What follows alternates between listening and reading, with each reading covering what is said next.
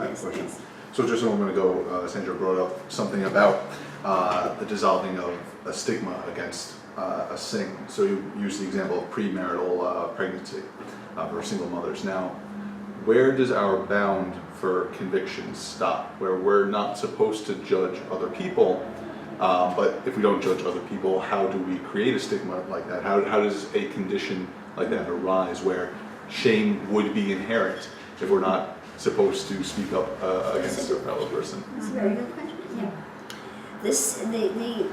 The judgment that's condemned is, it's talking, condemnation depends on the spirit in which you condemn people. So a condemnation that says, "Oh, look at her, she's bad," because she's pregnant, that is not of God. But it is a righteous spirit that looks out at society and says, a single woman that's pregnant, this is totally against a civilized society, okay?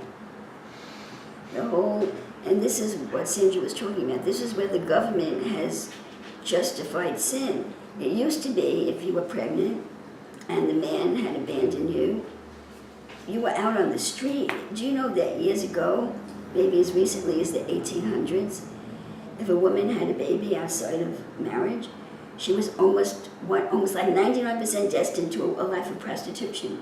She would be on the street, she couldn't feed the child, she couldn't take care of herself. It was the only way she could make any money to live on. But that isn't true anymore. You just go to welfare and they give you money, you have a TV, you have a cell phone, you have everything that you want. There's no consequence for it. But society has the right to make a judgment that this is not good, that who's going to take care of this child? This is very bad for society to have single women that can't take care of themselves and that can't raise the child properly, supporting a single woman. That's very bad for society. That's a righteous judgment. Jesus said, "I judge no man, but if I judge righteous judgment." So what he was saying was, Jesus was saying, I'm two people.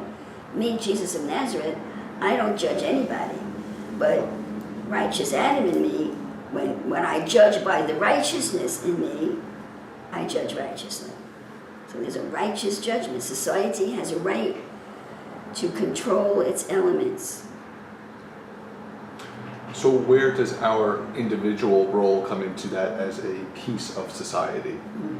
So do we leave that burden to society, or do we as members of society enact part of that? Well, it all depends. It depends on what your relationship is with the woman. Mm-hmm. If it's your next door neighbor, it's none of your business unless she comes to you for help.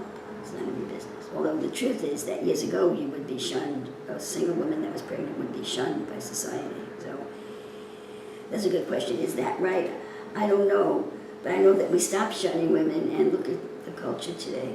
The kids are growing up all screwed up. So since society is not perfect, I would be inclined to go back to the shunning. My motive being where I'm coming from is we've got to stop this. Mm-hmm.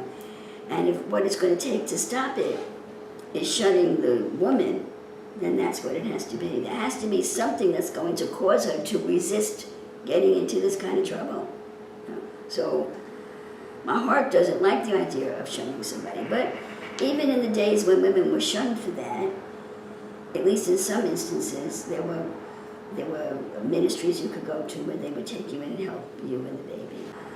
But while they're taking care of you, you are aware that what you're doing is wrong, and that you're the recipient of a charity that's having mercy on you and the child.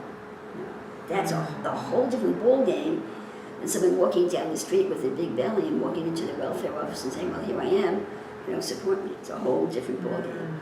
It has to be disapproved by society, and with as much compassion on the woman as possible. But the primary goal is to preserve a civil society. We, as an individual, we shouldn't be condemning anybody. So if she's your next door neighbor and you grew up with her, you might want to say, "Is there anything I can do to help you?"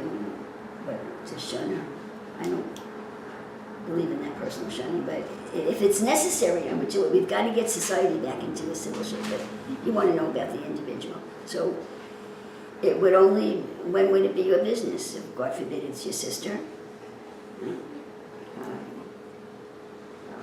Or anyone where you would have something legitimately to say.